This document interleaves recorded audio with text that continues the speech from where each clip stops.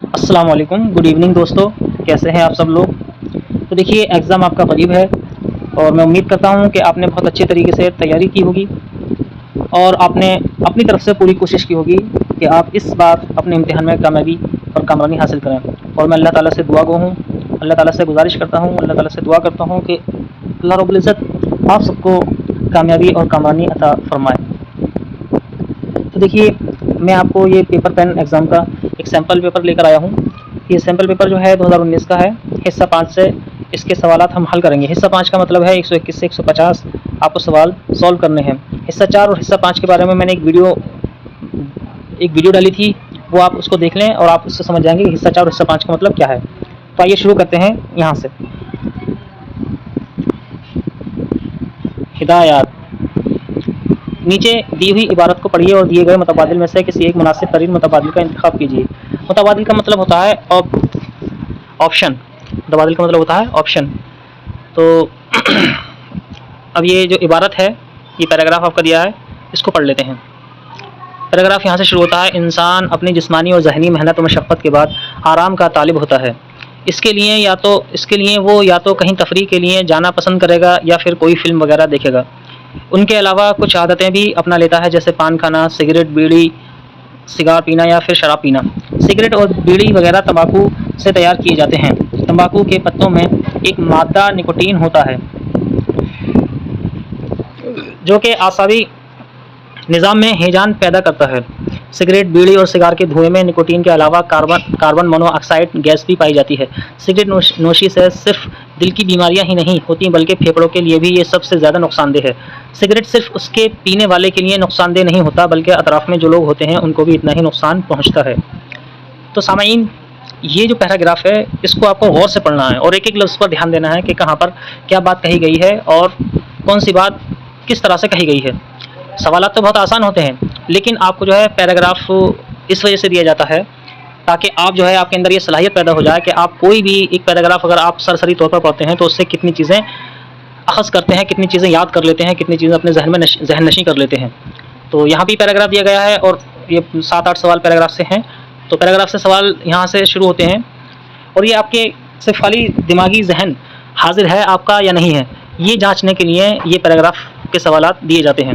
Paragraph کے سوال یہاں سے شروع ہوتے ہیں 121 سے۔ سوال نمبر 121 یہ ہے۔ سوال نمبر 121 میں انسان کب آرام کا طالب ہوتا ہے؟ تو دیکھیے یہ پیراگراف یہاں پر ہے، انسان اپنی جسمانی اور ذہنی محنت و مشقت کے بعد آرام کا طالب ہوتا ہے۔ تو جو پہلی لائن ہے تو دیا گیا ہے کہ آرام کا طالب ہوتا ہے جب جسمانی اور ذہنی مشقت کے بعد، تو اس کا آپشن نمبر 1 دیا گیا ہے کہ جسمانی اور ذہنی محنت و مشقت کے بعد انسان آرام کا طالب ہوتا ہے۔ تو اس کا آپشن نمبر 1 بالکل درست آنسر ہے۔ دوسرا دیا گیا ہے زیادہ پڑھنے لکھنے کے بعد، تو زیادہ پڑھنے لکھنے کے بعد اس میں کہیں نہیں گئی ہے، کی نہیں گئی ہے، تو اس وجہ سے جو ہے دوسرا اس کا صحیح نہیں ہوگا، تیسرا چوتھا بھی غلط ہو جائے گا۔ تو کیونکہ ہمیں اس میں زیادہ غور نہیں کرنا ہے پہلا تیسرا چوتھا، اس میں صرف یہ دیکھنا ہے کہ پیراگراف میں کون سا جواب میچ کر رہا ہے، تو اسی پر ہمیں آنسر لگانا ہے، اسی کو ہمیں صحیح جواب ماننا ہے۔ دوسرا سوال ہے نکوٹین انسان کے کس نظام میں ہیجان پیدا کرتا ہے؟ تو دیکھیے نکوٹین کا یہاں پر آیا ہے، یہ لفظ آیا ہے نکوٹین ہوتا ہے جو کہ اعصابی نظام میں، یہ جو لکھا اعصابی نظام، تو دیکھیے یہاں کیا لکھا ہے کہ نکوٹین، یہ ہے سوال نمبر 122۔ نکوٹین انسان کے کس نظام میں ہیجان پیدا کرتا ہے؟ تو ہاضمے کے نظام میں، اعصابی نظام میں، دماغی نظام میں یا جسمانی نظام میں؟ تو دیکھیے پیراگراف میں لکھا ہے اعصابی نظام میں، تو آپشن نمبر 2 اس کا بالکل درست آنسر ہو جائے گا۔ 123 دیکھ لیتے ہیں۔ 123 میں بات کی گئی ہے کاربن مونو آکسائڈ گیس کس میں پائی جاتی ہے؟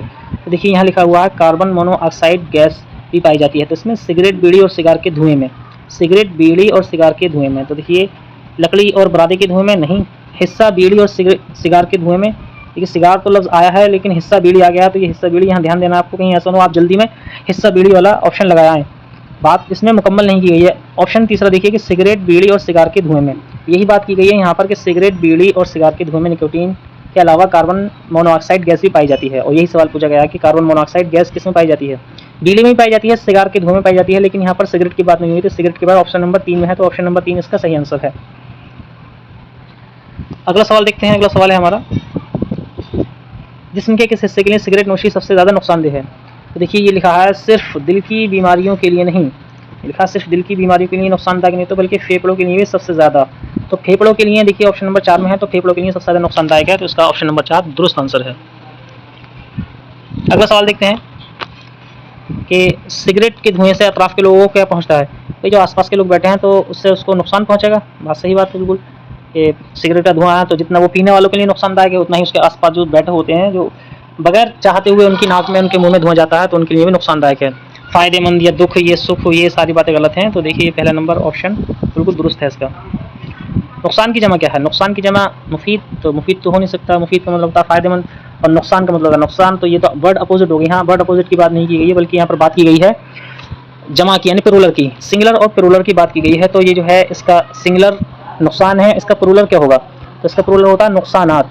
मैंने आपको बताया था, एक वीडियो मैंने बताई थी, तो उसमें एक वीडियो जारी की है, उसमें मैंने जारी की थी, उसमें मैंने बताया आपको कि किसी भी लफ्ज़ की जमा बनाने के लिए आखिर में अलिफ और ता या वाव नून बढ़ा देते हैं। उर्दू का कायदा यही है ज़्यादातर कि अलिफ और ता या वाव नून बढ़ा दिया जाता है। तो यहाँ देखिए नुकसान और अलिफ और ता बढ़ा दिया गया है नुकसानात। जैसे नुकसान लिखा है, ये नुकसान, ठीक है, ये नुकसान लिखा है, अब इसमें जो है नून अलिफ और ता बढ़ा दिया, अलिफ और ता, तो इसको मिला के कैसे लिखेंगे? इसको लिखेंगे नुकसानात, इस तरह से इसको लिखेंगे।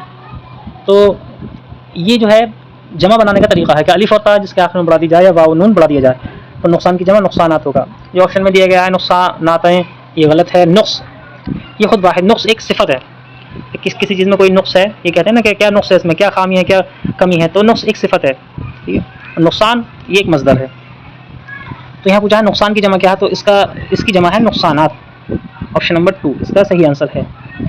ख़ास का मुतज़ाद है, मुतज़ाद का मतलब होता है अपोजिट, तो ख़ास का मुतज़ाद आम होगा, हम बोलते हैं आम और ख़ास।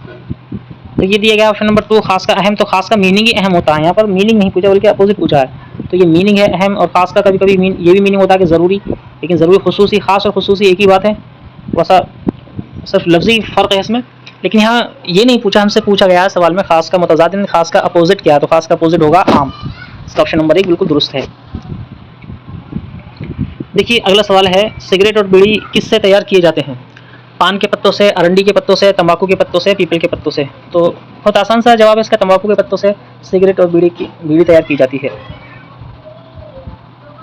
देखिए यहाँ पर दूसरा पैराग्राफ शुरू होता है। दूसरा पैराग्राफ है, मौलाना अबुल कलाम आज़ाद हमारे मुल्क के उन रहनुमाओं में से हैं जिन पर हिंदुस्तान हमेशा नाज करेगा। वो बचपन से बहुत ज़हीन थे, उनका हाफिज़ा भी गज़ब का था। जो किताब एक बार नज़र से गुजर गई, जो शेर एक बार कान में पड़ गया, वो उम्र भर के लिए याद हो गया। लिखते, तकरीर करते या बातें करते वक्त वो बड़ी आसानी से किताबों के हवाले देते थे।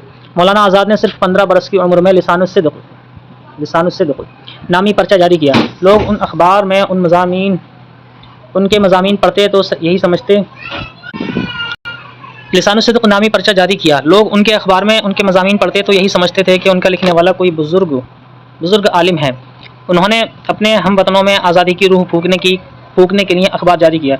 अपने मज़ामीन के ज़रिए लोगों में आज़ादी की तड़प पैदा की। जब हिंदुस्तान आज़ाद हुआ तो उन्हें आज़ाद हिंदुस्तान का पहला वज़ीर तालीम बनाया गया। देखिए यहाँ से हम शुरू करते हैं सॉल्व करना। सवाल पैराग्राफ के यहाँ से शुरू होते हैं 129 से। उन्होंने किस उम्र में लिसानुस्सिद्क़ पर्चा जारी किया? तो हमने ऊपर पढ़ा था लिसानुस्सिद्क़ पर्चा जारी किया है, ये है लिसानुस्सिद्क़, और लिखा है 15 बरस की उम्र में लिसानुस्सिद्क़। तो देख लेते हैं कहाँ 20 बरस की उम्र में है, 16 बरस की उम्र में, 15 बरस की उम्र में, तो 15 बरस की उम्र में लिसानुस्सिद्क़ जारी किया। अगला सवाल है, वो किताबों के हवाले कब देते थे? लिखते, तकरीर करते और बातें करते वक्त और तकरीर करते वक्त, लिखते और तकरीर करते वक्त, गुफ्तगू करते वक्त और लिखते वक्त। देखिए बातें सब एक सी हैं चारों ऑप्शन में, तो हमें पैराग्राफ का सहारा लेना पड़ेगा। पैराग्राफ देखते हैं, पैराग्राफ की तरफ चलते हैं। तो देखिए यहाँ शुरू होता है, लिखते, तकरीर करते या बातें करते वक्त वो बड़ी आसानी से किताबों के हवाले देते थे। पहले लिखा लिखते, तकरीर और बातें करना, लिखना, तकरीर करना, बातें करना। ऑप्शन में देखते हैं कहाँ ये बात की गई है। देखिए ऑप्शन नंबर 1 है कि वो किताबों के हवाले कब देते थे, तो लिखते, तकरीर करते और बातें करते वक्त, यही इसका सही आंसर है। बातें करते वक्त और तकरीर करते वक्त तो यहाँ पर लिखने की बात नहीं की गई है, तो इसलिए ऑप्शन ठीक नहीं होगा दूसरा। और लिखते और तकरीर करते वक्त तो यहाँ पर जो है बातें करने की बात नहीं की गई है तीसरे में, तो ये भी गलत हो जाएगा। गुफ्तगू करते वक्त और लिखते वक्त तो यहाँ पर जो है तकरीर की बात नहीं की गई है, तो ये भी ऑप्शन गलत हो जाएगा। तो इसका ऑप्शन नंबर 1 बिल्कुल सही आंसर होगा। अब अगला सवाल है, मौलाना अबुल कलाम आज़ाद के मज़ामीन अखबार में पढ़ते वक्त सब क्या समझते थे? तो लिखने वाला कोई दानिश्वर है, लिखने वाला कोई आलिम फाजिल है, लिखने वाला कोई बुजुर्ग आलिम है। लोग ये सोचते थे कि जब वो अपने अखबार में मज़ामीन लिखते थे, लोग पढ़ते थे उन अखबार को और उनके मज़ामीन को, तो लोग समझते थे कि किसी बुजुर्ग ने ये मज़मून लिखे हैं। आज़ादी के बाद उनको आज़ाद हिंदुस्तान का क्या बनाया गया? तो पहला वज़ीर तालीम बनाया गया। ये तो आप सब जानते हैं कि मौलाना अबुल कलाम आज़ाद آزاد ہندوستان کے پہلے وزیر تعلیم ہیں۔ مضمون کی جمع کیا ہے؟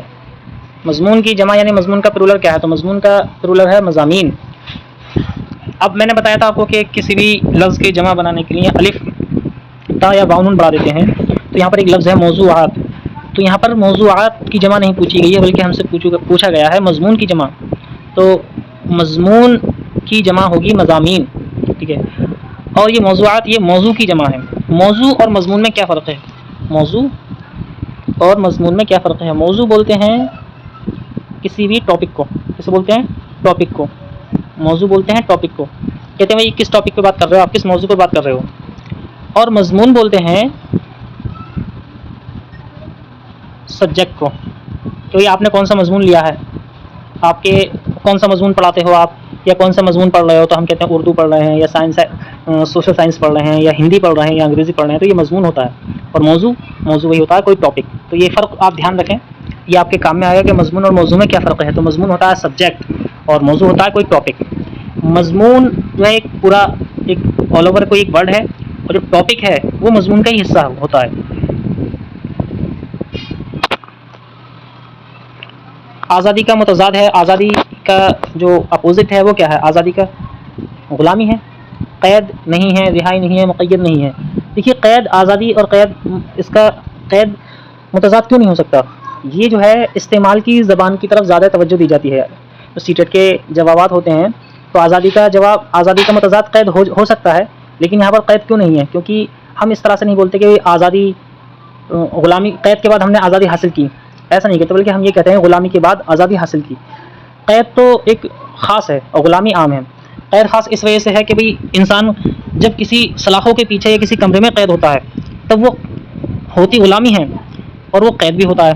لیکن ایک انسان آزاد ہے لیکن وہ کسی کے حکم کی غلامی کر رہا ہے، کسی نیتا کے اشاروں پہ چل رہا ہے، تو وہ بھی غلامی ہے۔ تو ہم لوگ غلام تھے، انگریزوں کے غلام تھے، مقید نہیں تھے اور نہ ہی قید میں تھے، صرف غلام تھے۔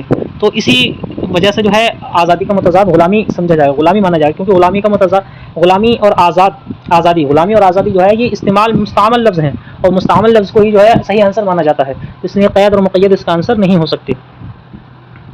اس کا صحیح آنسر ہوگا غلامی، غلامی اس کا صحیح آنسر ہوگا۔ دیکھیے مولانا ابوالکلام آزاد بچپن سے کیسے تھے؟ تو پہلے ہی پیراگراف میں ہے کہ بچپن سے بہت ذہین تھے، تو یہ اس کا آنسر ہے 135 کا۔ اب آئیے یہاں شروع ہوتے ہیں پیڈاگوجی کے سوال۔ نیچے دیے ہوئے سوالوں کو پڑھیے اور دیے گئے متبادل میں سے کسی ایک مناسب ترین متبادل کا انتخاب کیجیے۔ سوال ہے کہ سوال نمبر 136 دفعہ 343(2) کے مطابق آئین ہند استعمال کے لیے کہتا ہے۔ اب آرٹیکل 343 کیا ہے؟ آرٹیکل 343 میں یہ بات کی گئی ہے، آرٹیکل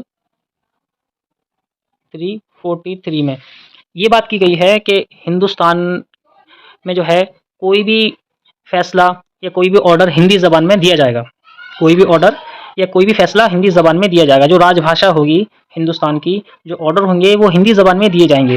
لیکن یہاں پر صرف 343 کی بات نہیں کی گئی ہے، یہاں پر بات کی گئی ہے 343(2) کی۔ تو 343(2) میں کیا بات کی گئی ہے؟ تو 343(2) میں بات کی گئی ہے کہ انگریزی بطور 343 میں بات کی گئی ہے یہاں پر کہ انگریزی بطور معاون سرکاری زبان کوئی بھی اسٹیٹ یا کوئی بھی گورنمنٹ، سینٹرل گورنمنٹ یا اسٹیٹ گورنمنٹ انگریزی کو بطور معاون سرکاری زبان استعمال کر سکتا ہے۔ 343(2) آرٹیکل 343(2) میں یہ بات کی گئی ہے۔ تو دیکھیے آرٹیکل 343 میں بات کی گئی ہے کہ کوئی بھی، تو آرٹیکل 343 میں بات کی گئی ہے کہ کوئی بھی اسٹیٹ گورنمنٹ یا پھر سینٹرل گورنمنٹ ہندی کو راج بھاشا کے طور پر استعمال کرے گی، اپنا آرڈر، اپنا حکم یا کوئی بھی آفیشیل نوٹیفیکیشن ہندی زبان میں جاری کرے گی۔ لیکن آرٹیکل یہاں بات چل رہی ہے آرٹیکل 343(2) کی، 343(2). تو 343(2) میں بات کہی گئی ہے کہ انگریزی یعنی انگلش کو معاون زبان کے طور پر کوئی بھی اسٹیٹ یا پھر سینٹرل گورنمنٹ انگریزی زبان کو بطور معاون سرکاری زبان استعمال کر سکتی ہے ہندوستان میں۔ یہ ہندوستان کی بات چل رہی ہے، کسی دوسرے، یہ ہندوستان کی آئین کی بات چل رہی ہے۔ اب دیکھیے سوال کی طرف آتے ہیں۔ سوال میں بات کی گئی ہے کہ دفعہ 343 2 کے مطابق آئین ہند استعمال کے لیے کہتا ہے. کس چیز کے استعمال کے لیے کہتا ہے؟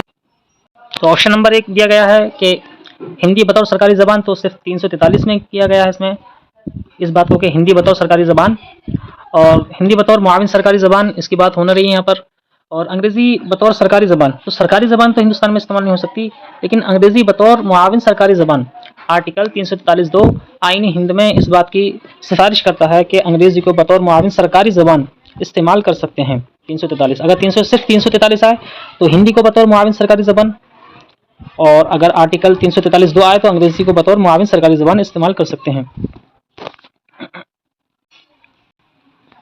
اب دیکھیے اگلا سوال ہمارا یہ ہے، درج ذیل میں سے کون کلاسیکی زبان کے پیمانے میں شامل نہیں ہے؟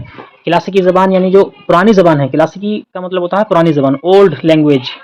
تو اولڈ لینگویج کیا ہے؟ اولڈ لینگویج کے پیمانے میں یعنی اس کے زمرے میں شامل نہیں ہے. تو زبان کی آپشن نمبر 1 دیا گیا ہے، زبان کی 1500 سے 2000 سال پرانی تاریخ یا تحریری مواد ہو. تو ایسی زبان جو ہے کلاسیکی زبان کے پیمانے میں شامل نہیں ہوگی. جو لسٹ بنائی جائے اگر کلاسیکی زبان کی تو اس لسٹ میں یہ زبان تو ضرور شامل ہوگی، کیونکہ جس زبان میں 1500 سال یا 2000 سال پرانی بات ہو جائے گی تو وہ اولڈ لینگویج تو ہو ہی جائے گی. تو یہ اس کا آپشن ہو نہیں سکتا.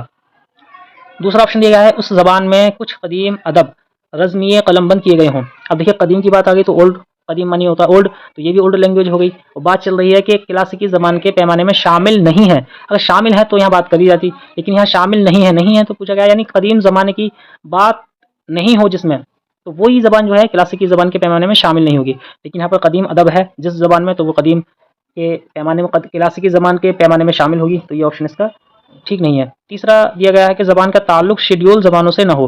اب شیڈیولڈ کا مطلب ہوتا ہے یعنی وہ جو پہلے چلا آتا تھا کہ شیڈیول کاسٹ اور یہ سارا جو قدیم زمانہ تھا، تو اگر قدیمی روایت یا 1500 یا 1000 سال یا پھر قدیم ادب کچھ بھی نہیں ہو، یعنی شیڈیول زبانوں کا جو پہلے زمانے میں جو زبانیں تھیں ان کا ذکر بالکل نہ ہو، زبان کا تعلق شیڈیول زبانوں سے نہ ہو، تبھی وہ جو ہے کلاسیکی زبان کے پیمانے میں شامل نہیں ہوگی. تو یہی اس کا آنسر ہے، آپشن نمبر 3 اس کا صحیح آنسر ہے. اور چوتھا دیا گیا ہے کہ زبان کی اپنی تاریخی روایت ہو اور یہ دوسری زبانوں سے مستعار نہ ہو. بھئی اگر تاریخی روایت ہوگی تو تاریخ بھی بولتے ہیں ہسٹری کو، اور ہسٹری جو ہے اولڈ یا پیچھے والے زمانے کی ہسٹری ہوتی ہے. ہسٹری کا مطلب یہ ہوتا ہے کہ پرانی باتیں، گزری ہوئی باتیں، تو یہ بھی جو ہے کلاسیکی زبان میں شامل ہو جائے گی. لیکن جو بتایا گیا ہے آپشن نمبر 3 میں کہ زبان کا تعلق شیڈیول زبانوں سے نہ ہو، تو اگر شیڈیول زبانوں سے نہیں ہوگا تعلق تبھی وہ جو ہے کلاسیکی زبان میں شامل نہیں ہوگی. ایک کلاسیکی زبان کی ایک لسٹ بنائی جائے تب جو ہے ایسی زبان کلاسیکی زبان کی لسٹ سے باہر ہو جائے گی جس زبان میں شیڈیول زبان کا ذکر نہ ہو، اس میں بیان نہ کیا گیا ہو. یعنی آپشن نمبر 3 اس کا صحیح آنسر ہے. 138 دیکھتے ہیں، سوال کیا گیا ہے، آموزگار کی سننے کی مہارت کا اندازہ قدر کیا جا سکتا ہے. یعنی اس کا ایویلویشن سننے کی مہارت کا، لسننگ پاور کا، اس کا ایویلویشن کیسے کیا جا سکتا ہے. تو لسننگ پاور یعنی سننے کی مہارت کا ایویلویشن کرنا ہے تو اس کے لیے کیا کرنا ہوگا. تو آپشن دیے گئے ہیں کہ ان کے ساتھ متواتر مشق اور عمل کے ذریعے، اب ان کے ساتھ مشق کرتے رہو تو سننے کی مہارت تو ہوگی نہیں. مشق کر رہے ہیں یا پھر وہ کام کر رہے ہیں، عمل یعنی کام کر رہے ہیں. مشق کا مطلب یہ ہوتا ہے کسی بھی چیز کو بار بار کرنا، عمل کا مطلب ہے کوئی کام کرنا. تو عمل کے ذریعے، مشق کے ذریعے سننے کی مہارت کا ایویلویشن یا اندازہ قدر نہیں کیا جا سکتا. تو یہ اس کا آپشن درست نہیں ہے، پہلا نمبر آپشن یہ غلط ہے. دوسرا دیا گیا ہے کہانی سنانے کے بعد تفہیم پر مبنی سوالات کے ذریعے.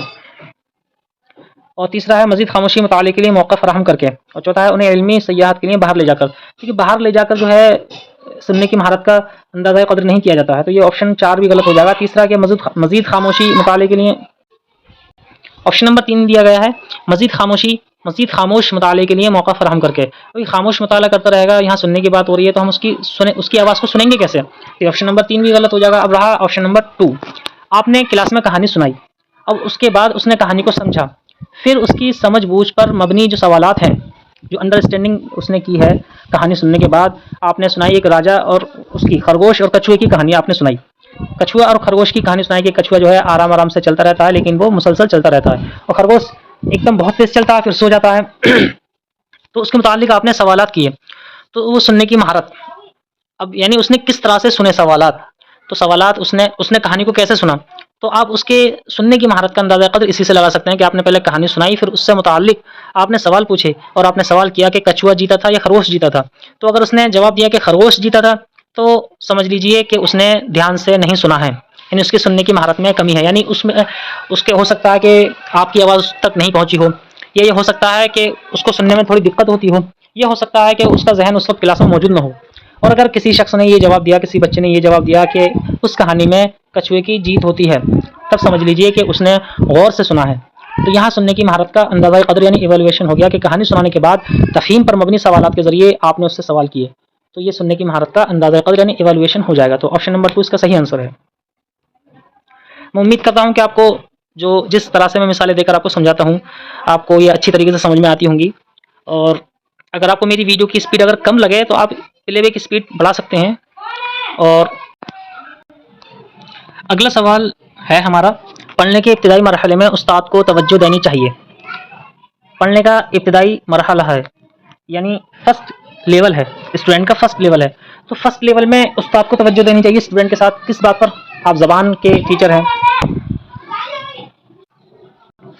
تو آپ لینگویج کے ٹیچر ہیں اور آپ جو ہے فرسٹ لیول کے اسٹوڈنٹ کو پڑھا رہے ہیں، تب آپ کس چیز پر زیادہ توجہ دیں گے؟ حروف تہجی یاد کرنے پر؟ تو دیکھیے یاد کرنے کی بات جو ہے روٹ لرننگ اس کو غلط مانا گیا ہے، تو یہاں پر جو ہے یہ غلط ہو جائے گا۔ پڑھنے میں روانی پر فرسٹ لیول کا اسٹوڈنٹ ہے، اس کو روانی کہاں سے آ جائے گی؟ وہ تو اٹک کے پڑھتا ہے، تو یہ آپشن بھی غلط ہو جائے گا۔ تیسرا دیکھیے حرف آواز کے مطابق کو فروغ دینے پر، چوتھا ہے پڑھنے میں درستگی پر، تو وہی ہے فرسٹ لیول کا بچہ ہے تو درست تو پڑھ نہیں سکتا، وہ اٹک کے پڑھے گا اور رک کر پڑھے گا، تو یہ جو ہے آپشن نمبر 3 بچا کہ حرف اور آواز کے مطابق کو فروغ دینے پر، یعنی جو حرف ہے اسی کے مطابق وہ آواز نکال رہا ہے یا نہیں نکال رہا ہے، اس کو فروغ دینے پر آپ توجہ دیں گے۔ کہنے کا میننگ یہ ہے کہ آپ نے پڑھایا الف، پھر آپ نے پڑھایا با یعنی بے، اس کو اردو میں بے پڑھتے ہیں، الف بے پے تے سے جیم چے ہے، تو اس طرح سے بچہ توجہ دے رہا ہے، یعنی حرف کو آواز کے مطابق پڑھ رہا ہے یا نہیں پڑھ رہا ہے۔ کہیں ایسا تو نہیں ہے جیم کو چے پڑھ رہا ہے، چے کو جیم پڑھ رہا ہے، یا بے کو تے پڑھ رہا ہے یا تے کو بے پڑھ رہا ہے، یہ تو نہیں غلطی کر رہا ہے، فرسٹ لیول کا بچہ ہے، تو آپ کو اسی بات پہ توجہ دینی ہے کہ حرف اور آواز کی جو مطابقت ہے اس کو فروغ دینے پر آپ کو توجہ دینی ہے۔ آپ کو پڑھنے میں روانی پر یا حروف تہجیات کرنے پر یا پڑھنے میں درستگی پر توجہ نہیں دینی، بلکہ حرف اور آواز کی مطابقت کو فروغ دینے پر توجہ دینی ہے۔ دیکھیے اگلا سوال ہے، سننا اور پڑھنا ہے، سننا اور پڑھنا ہے اخذی مہارتیں، تو دیکھیے یہ اخذی مہارتیں ہیں، اظہاری مہارتیں نہیں ہیں، کیونکہ سننا سے اظہار کیا جا سکتا ہے لیکن پڑھنے سے اظہار نہیں کیا جا سکتا۔ دلچسپ مہارتیں، کہ سننا دلچسپ ہو سکتا ہے لیکن پڑھنا کبھی کبھی دلچسپ نہیں ہوتا ہے۔ اور دیا گیا ہے چوتھا آپشن کہ غور و فکر کی مہارت، تو غور و فکر کرنا یہ کوئی مہارت نہیں ہے، غور و فکر کرنا تو ایک توجہ والی بات ہے کہ کوئی انسان غور و فکر کر کے یا توجہ کر کے پڑھ رہا ہے، یہ صفت ہے، یہ مہارت نہیں ہے، صفت ہے غور و فکر کرنا۔ یہ غور و فکر کرنا کی مہارتیں، یہ آپشن صحیح نہیں ہے، اس کا آپشن نمبر 1 بچا کہ اخذی مہارتیں ہیں یہ، یعنی اس کو اخذ کرتا ہے آدمی، پڑھنا کسی سے اخذ کرتا ہے، تو یہ اس کا آپشن نمبر 1 صحیح آنسر ہے۔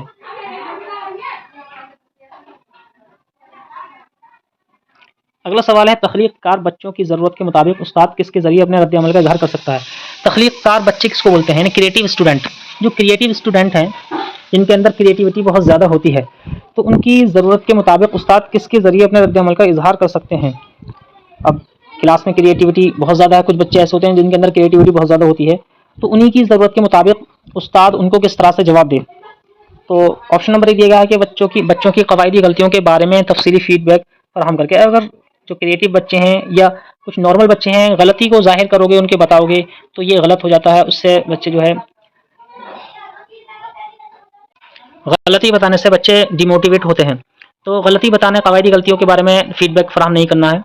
ان کے کاموں کی تعریف، آپشن نمبر 2 دیا گیا ہے کہ ان کے کاموں کی تعریف اور ان کے کاموں کا حوالہ دیتے ہوئے ان پر خصوصی تبصرہ کر کے، اس طرح سے ٹیچر کریٹیو بچوں کی ضرورت کے مطابق اپنا رد عمل کا اظہار کر سکتا ہے کہ پہلے ان کے کام کی تعریف کرے، جو کریٹیوٹی انہوں نے دکھائی ہے تو پہلے ان کے اس کریٹیوٹی کی تعریف کرے، پھر اس کے بعد ان کے کاموں کا حوالہ دیتے ہوئے اس کے حوالے سے، یعنی جو کام انہوں نے کیا ہے انہی پر خصوصی تبصرہ کرے۔ اگر انہوں نے غلطی کی ہے تو اس طرح سے تبصرہ کرے کہ ان کو اپنی غلطی کا احساس ہو جائے، اور جو کلاس کے بچے ہیں کسی کو یہ پتہ نہیں چلے کہ یہاں ان کی غلطی کو بتایا جا رہا ہے، بلکہ وہ خود اپنی غلطی کو خود مان لیں، اس طرح سے تبصرہ کیا جائے، خصوصی تبصرہ کیا جائے کہ اپنی غلطی اور اپنی خاصیت کو صحیح طریقے سے پہچان لیں۔ آپشن نمبر 3 دیا گیا ہے کہ غلطیوں کو نظر انداز کرنے کے لیے کہہ کر ان سے یہ کہہ دیا جائے کہ بھائی آپ اپنی غلطیوں کو نظر انداز کر دو، تو یہ بھی غلط بات ہے۔ اگر ان سے یہ کہہ دیا جائے کہ اپنی غلطیوں کو نظر انداز کر دو، تو پھر وہ جو ہے آگے کوئی بھی کریٹیوٹی کریں گے تو اس میں بہت زیادہ غلطیاں کریں گے، تو یہ آپشن اس کا صحیح نہیں ہو سکتا۔ چوتھا دیا گیا ہے پوری کلاس کے سامنے بہتر تحریر کے لیے گریڈنگ دے کر کہ انہوں نے بہت اچھا لکھا ہے اور آپ نے اس کو گریڈ دے دیا، صرف یہی نہیں کرنا ہے بلکہ ان کے کاموں کی تعریف کرنی ہے آپ کو، ان کے کاموں کا حوالہ دیتے ہوئے ان پر خصوصی تبصرہ کرنا ہے۔ تو یہ اس طرح سے کریٹو بچوں کی ضرورت کے مطابق آپ استاد ان کے کام پر رد عمل کا اظہار کر سکتا ہے۔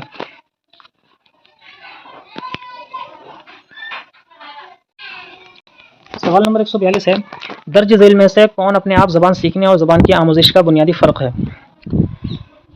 تو دیکھیے، روانی اور درستگی بات کی جا رہی ہے کہ اپنے آپ زبان سیکھنے اور زبان کی آموزش۔ زبان کی آموزش تو ایسے ہوتی ہے کہ انسان اس کے لیے کچھ پہلے سے تیاریاں کرتا ہے، زبان کی آموزش کے لیے اس کے لیے کاپی کتاب قلم سب چیز کی ضرورت ہوتی ہے، لیکن اپنے آپ زبان جو سیکھتا ہے تو اس میں اس کو نہ کاپی قلم کی ضرورت ہوتی ہے اور نہ ہی اس کو جو ہے پہلے سے کوئی تیاری کرنی ہوتی ہے، بلکہ ایک ماحول ہوتا ہے، اس کے ذریعے اپنے آپ زبان سیکھ جاتا ہے۔ تو ان میں آپس میں بنیادی فرق کیا ہے؟ روانی اور درستگی، تو یہ بنیادی فرق نہیں ہے۔ زبان سے سابقہ کہ درستگی اور رفتار کی، تو دیکھیے درستگی پہلے بتایا نہیں ہے تو درستی اس میں بھی نہیں ہوگا۔ رفتار، روانی اور رفتار ایک ہی چیز ہے تو روانی اور رفتار تو یہ بھی نہیں ہو سکتا۔ بچہ زبان سے سابقہ، تو زبان سے سابقہ جو اپنے آپ زبان سیکھتے ہیں تو اس کا مطلب یہ ہے کہ جو اپنے آپ زبان سیکھنے والے ہیں، اردو زبان یا ہندی زبان یا انگریزی زبان، جیسے ہندوستان میں کوئی بچہ پیدا ہوا تو وہ اپنے آپ ہندی زبان اور اردو زبان سیکھ جاتا ہے، کیونکہ زبان سے اس کا سابقہ پڑتا رہتا ہے، یعنی تعلقات، زبان سے اس کا تعلقات پڑتا رہتا ہے۔ لیکن جب زبان کی آموزش ہوتی ہے تو اس میں اس کا تعلق نہیں پڑتا ہے۔ جیسے آپ کو انگلش زبان سیکھنی ہے تو آپ کا اس زبان سے جو ہے تعلق نہیں پڑا ہے، یعنی زبان سے سابقہ نہیں ہوا ہے۔ تو یہی بنیادی فرق ہے کہ جو اپنے آپ زبان سیکھتا ہے تو اس میں زبان سے سابقہ ہوتا ہے، یعنی اس سے تعلق رہتا ہے، جس ماحول میں رہ رہا ہے۔ جیسے ہندوستان میں بچہ ہندی یا اردو خود پیدا ہونے کے بعد بولنا سیکھتا تو ہندی بولے گا یا پھر اردو ہی بولے گا، یا پھر اس کی جو مادری زبان ہے جیسے آسامیہ ہے، بنگالی ہے، وہ سیکھے گا۔ تو اپنے آپ زبان سیکھتا ہے تو اس کا مطلب یہ ہے کہ زبان سے اس کا سابقہ ہے، اور جو زبان کی آموزش ہوتی ہے تو اس میں زبان سے سابقہ نہیں ہوتا، بلکہ اس کو کوئی بھی نئی زبان سیکھنے کے لیے نئے طریقے اپنانے پڑتے ہیں، اختیار کرنے پڑتے ہیں، اس کو ایک لاہیہ عمل تیار کرنا پڑتا ہے۔ اگلا سوال ہے، بطور ماخذ مادری زبان کے استعمال کے بارے میں ذیل میں دیا گیا کون سا بیان درست نہیں ہے؟ بطور ماخذ میں آپ کو بتا دوں، بطور ماخذ جہاں بھی آیا تو آپ یہ سمجھ لینا کہ اس کا مطلب ہوتا ہے فار ایگزامپل۔ بطور ماخذ کا مطلب کیا ہوتا ہے؟ فار ایگزامپل، اس کا مطلب ہوتا ہے۔ اب سمجھیے سوال کو، آپ سوال میں کہنا چاہ رہا ہے کہ ایگزامپل کے طور پر مادری زبان کے استعمال کے بارے میں ذیل میں دیا گیا کون سا بیان درست نہیں ہے، یعنی کون سا بیان غلط ہے؟ تو آپشن نمبر 1 دیا گیا ہے، یہ بچوں کی آموزش، غور و فکر اور تبادلہ خیال میں معاون ہوتی ہے۔ یہ بات تو بالکل صحیح ہے کہ مادری زبان جو ہے بچوں کی آموزش یعنی سیکھنے میں، غور و فکر کرنے میں اور اپنے تبادلہ خیال یعنی اپنی بات کو، اپنے ایموشن کو ظاہر کرنے کے لیے معاون ہوتی ہے، یعنی مددگار ہوتی ہے، ہیلپ فل ہوتی ہے۔ بالکل صحیح بات ہے، تو یہ آپشن اس کا صحیح یہاں پوچھا، درست نہیں ہے تو یہ تو درست ہے، تو یہ آپشن اس کا نہیں ہو سکتا ہے، آپشن نمبر 1 غلط ہے۔ دوسرا دیکھیے، یہ آموزگار کے معنی اخذ کرنے کے عمل میں مثبت رول ادا کرتی ہے، یہ بھی صحیح بات ہے کہ مادری زبان آدمی جانتا ہے تو دوسری زبان کے معنی اخذ کرنے میں مثبت رول یعنی پازیٹیو رول ادا کرتی ہے۔ تیسرا دیا گیا ہے کہ مادری زبان اہم تدریسیاتی مواقع فراہم کرتی ہے۔ مادری زبان یہ آموزگاروں کے معنی اخذ کرنے کے عمل میں مثبت رول ادا کرتی ہے، یہ بھی ٹھیک ہے۔ مادری زبان اہم تدریسیاتی مواقع فراہم کرتی ہے، یہ بھی بالکل ٹھیک ہے کہ آپ جو ہے کوئی بھی تدریساتی مواقع ہیں تو اگر آپ مادری زبان کے ذریعے بہت سارے موقع فراہم کرتی ہے تو اس سے کوئی بھی موقع آپ جو ہے صحیح طریقے سے استعمال کر سکتے ہیں۔ چوتھا اس کا آپشن دیا گیا ہے کہ یہ دوسری زبانوں کو نظر انداز کرنے میں معاون ہوتی ہے، ایسا نہیں ہے، بلکہ مادری زبان کی مدد سے دوسری زبان سیکھتا ہے۔ کوئی بھی طالب علم مادری زبان کے ذریعے ہی دوسری زبان سیکھتا ہے، دوسری زبان کو نظر انداز نہیں کرتا ہے، تو یہی بات درست نہیں ہے، اور یہی پوچھا گیا ہے کہ بطور ماخذ یعنی فار ایگزامپل مادری زبان کے استعمال کے بارے میں ذیل میں دیا گیا کون سا بیان درست نہیں ہے؟ تو یہی بیان درست نہیں ہے کہ دوسری زبانوں کو نظر انداز کرتی ہے مادری زبان، ایسا نہیں ہے، بلکہ دوسری زبانیں بھی مادری زبان کے ذریعے اسٹوڈنٹ، طلبہ اور دوسرے نئے آموزگار سیکھتے ہیں۔ دیکھیے صرف ایک لفظ بڑھایا گیا ہے یہاں پر بطور ماخذ، اس کا میننگ اگر آپ کو پتا ہے تو آپ کے لیے سوال بہت آسان ہو گیا، یعنی ایگزامپل کے طور پر۔ اگلا سوال دیکھتے ہیں، ابتدائی سطح پر بچے کی زبان کو فروغ دینے میں سب سے اہم کیا ہے؟ تو قواعد کا علم، ابتدائی سطح یعنی فرسٹ لیول ہے بچے کا، تو قواعد کا علم اس کو سکھائیں گے؟ نہیں، بالکل نہیں۔ زبان کے لیے مناسب ماحول، یہ صحیح بات ہے بالکل کہ زبان کے لیے اگر صحیح ماحول مل جائے گا تب بچے جو ہے زبان کو فروغ جلدی سے حاصل کرے گا، اس کی زبان کو فروغ بھی ملے گا۔ یہی سب سے زیادہ اہم ہے کہ جس ماحول میں بچہ رہے تو وہاں کا ماحول اس زبان کے لیے سازگار ہو۔ میں نے ایک ویڈیو میں مثال دی تھی کہ بچے جو ہے AMU میں پڑھتے ہیں یا جامعہ میں پڑھتے ہیں تو وہاں پر جو ہے بہت جلدی اردو اور اس کے الفاظ سیکھ جاتے ہیں، کیونکہ وہاں پر زبان کے لیے مناسب ماحول مل جاتا ہے۔ اور ایسے ہی جس گھر میں اردو کے الفاظ استعمال میں زیادہ آتے ہوں، جس گھر میں اردو زبان کو زیادہ پڑھا جاتا ہو، وہاں پر جو آس پاس پوسٹر لگے ہوئے ہیں اس کے گھر میں، وہاں پر اردو تحریر ہے، تو ایسے میں بچہ زبان بہت جلدی حاصل کرے گا۔ تو ابتدائی سطح پر فرسٹ لیول پر بچے کی زبان کو فروغ دینے میں سب سے زیادہ اہم کیا ہے؟ زبان کے لیے مناسب ماحول، یہی اس کا صحیح آنسر ہے، آپشن نمبر 2 اس کا صحیح آنسر ہے۔ اگلا سوال ہے پورٹ فولیو کس کی مثال ہے؟ از خود اندازہ قدر، تو از خود اندازہ قدر نہیں ہوتا ہے۔ استاد کے ذریعے اندازہ قدر، صرف استاد کے ذریعے اندازہ قدر بھی نہیں ہوتا ہے۔ از خود اور استاد دونوں کے ذریعے اندازہ قدر۔ تو دیکھیے پورٹ فولیو میں بچہ اپنے آپ خود بتاتا ہے کہ بھئی ہمیں یہ چیز پسند ہے، اور ہم اس کے بارے میں ساری جو معلومات ہوتی ہیں وہ پورٹ فولیو میں دی جاتی ہیں۔ تو از خود بھی اندازہ قدر ہوتا ہے اور استاد کے ذریعے بھی اندازہ قدر ہوتا ہے، تو پورٹ فولیو میں دونوں چیز ہوتی ہیں، یعنی بچہ خود اپنے بارے میں معلومات دیتا ہے اور استاد اندازہ قدر کرتا ہے، تو یہ پورٹ فولیو ہے، پورٹ فولیو اس کی مثال ہے، آپشن نمبر 3 کی۔ اگلا سوال ہے لفظوں پر مبنی معمہ کس کے اضافے میں معاون ہوتا ہے؟ یہاں سوال دیا گیا ہے کہ لفظوں پر مبنی معمہ، اب معمہ کیا ہے؟ معمہ ہوتا ہے پہیلی، کسے کہتے ہیں؟ پہیلی، معمہ کہتے ہیں پہیلی کو۔ اب کوئی پہیلی ایسی ہے جس میں لفظ دیے گئے ہیں بہت سارے، تو لفظوں پر مبنی معمہ کس کے اضافے میں معاون ہوتا ہے؟ سننے کی مہارت میں، لکھنے کی مہارت میں، یا لفظیات میں، یا ادبی معانی میں؟ تو دیکھیے لفظ ہیں، تو اگر لفظوں کے مطابق پہیلی دی گئی، کیسی پہیلی؟ پہیلی ایسی دی گئی کہ جیسے کہ ہمیں لکھنا ہے اردو میں ہندوستان، ٹھیک ہے، ہندوستان،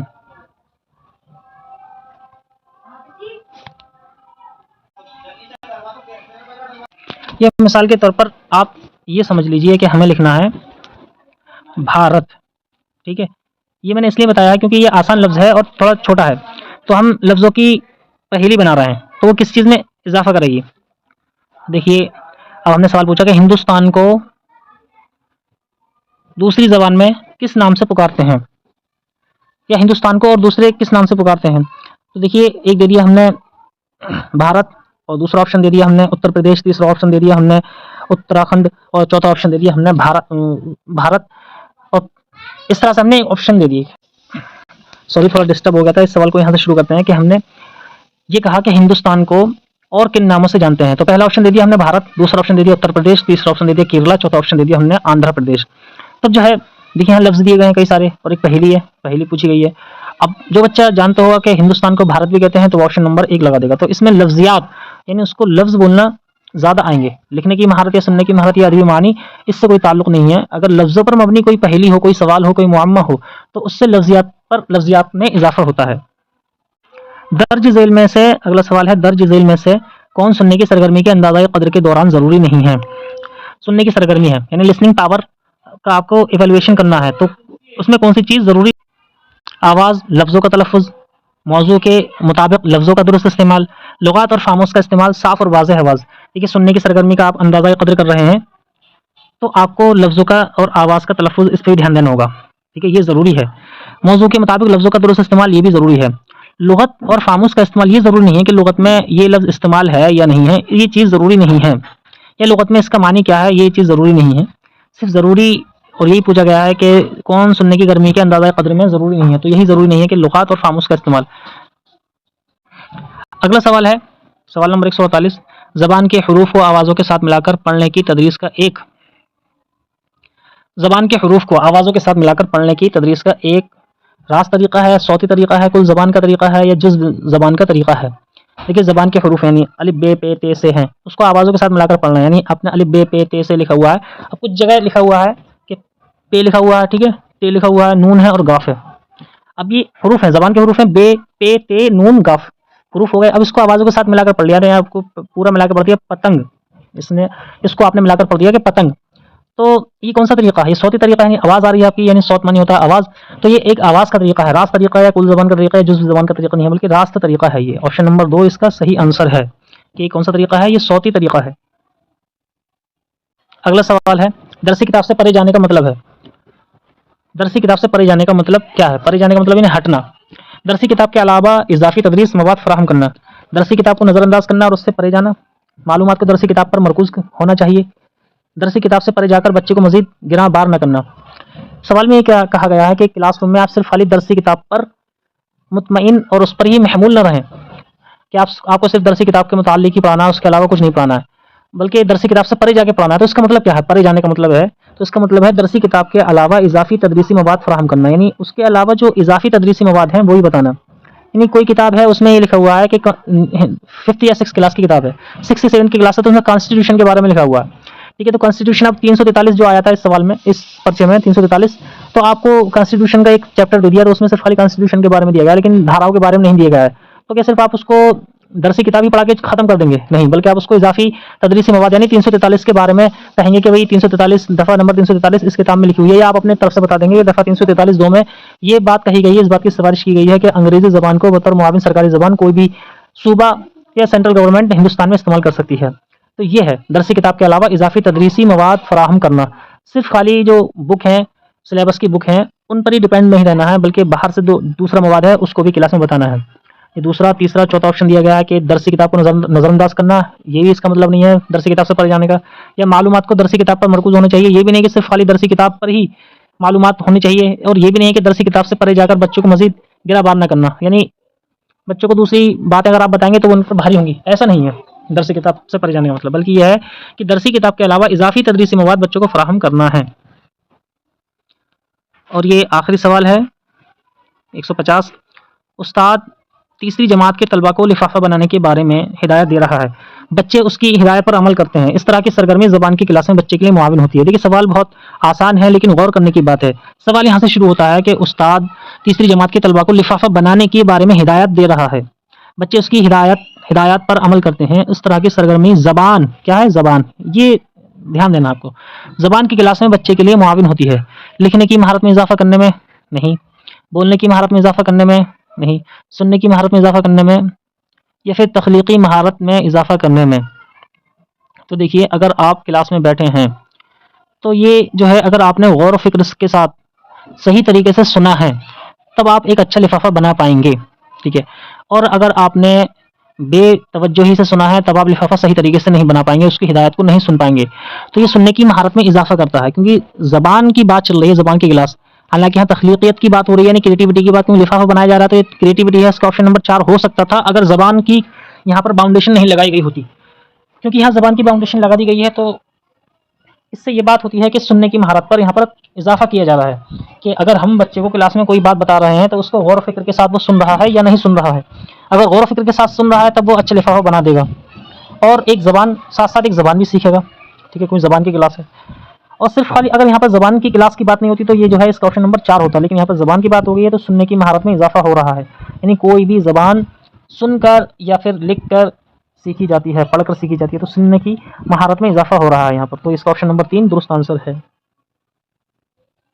तो दोस्तों बेस्ट ऑफ लक, कल आपका एग्ज़ाम है, मैं दुआ करता हूँ कि अल्लाह ताला आपका एग्ज़ाम अच्छी तरीके से करे और आप इम्तिहान में कामयाबी और कामरानी हासिल करें। वीडियो अगर आपको अच्छी लगे तो लाइक ज़रूर करें, चैनल को सब्सक्राइब करें और लोगों को बताएं। अगर आपको मेरा तरीका अच्छा लगता है तो मुझे सजेस्ट करें कि मैं और वीडियो बनाऊं और किस टॉपिक पर मैं वीडियो बनाऊं। मिलते हैं अगली वीडियो के साथ। अस्सलाम वालेकुम।